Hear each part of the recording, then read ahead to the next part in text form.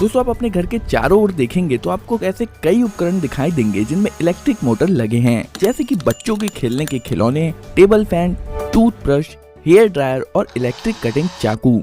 आप इसे चालू करते हैं और किसी तरह ये काम करने लगता है, पर ऐसा कैसे? इस वीडियो में हम इलेक्ट्रिसिटी और मैग्नेट यानी कि चुंबक की बेसिक बातें कवर करेंगे और फिर मोटर कैसे काम करता है यह समझने के लिए इन सभी को एक साथ रखेंगे।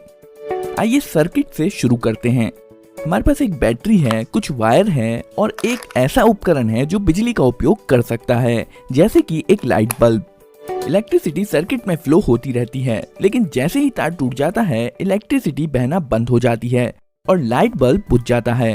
क्योंकि अगर हम चाहते हैं कि सर्किट काम करे तो बस आप इतना याद रखिए कि सर्किट का रास्ता पूरा होना जरूरी है और जरूरत पड़ने पर सर्किट के रास्ते को तोड़ने या जोड़ने के लिए हम स्विच का इस्तेमाल करते हैं। तार से बिजली बह रही है, इसे कन्वेंशनल फ्लो कहा जाता है।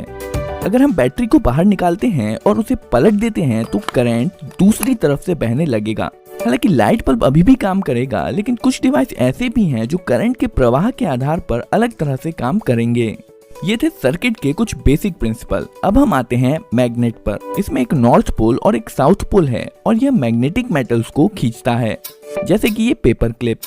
यदि आप दूसरे मैग्नेट को इसकी तरफ लाएंगे तो विपरीत पोल अट्रैक्ट होंगे और सेम पोल रिपेल होंगे।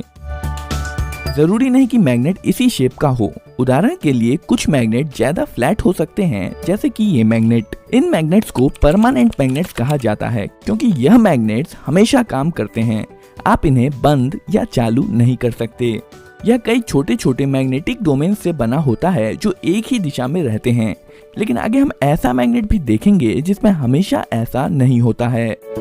अब हम एक परमानेंट मैग्नेट लेंगे और बीच में एक छेद करेंगे और इसे एक ऐसे रॉड पर रखेंगे जहां पर यह आसानी से घूम सके।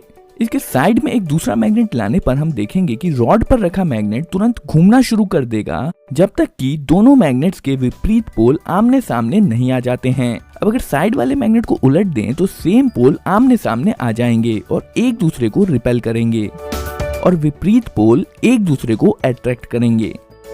अब अगर हम साइड मैग्नेट को बार बार उल्टा करते रहेंगे तो हमारा घूमने वाला मैग्नेट घूमता रहेगा। अभी के लिए बस ये घूमने वाला कॉन्सेप्ट याद रखिए, हम इस पर जल्द ही वापस आएंगे। यहाँ पर एक मेटेलिक बोल्ट है जो मैग्नेट नहीं है। असल में यह मैग्नेटिक डोमेन से तो बना है, लेकिन इसके मैग्नेटिक डोमेन विभिन्न दिशाओं में है। चलिए अब इस बोल्ट पर तार को कई बार लपेटते हैं और एक सर्किट बनाते हैं। तारों के माध्यम से बहने वाला करंट मैग्नेटिक डोमेन्स को लाइन अप कर देता है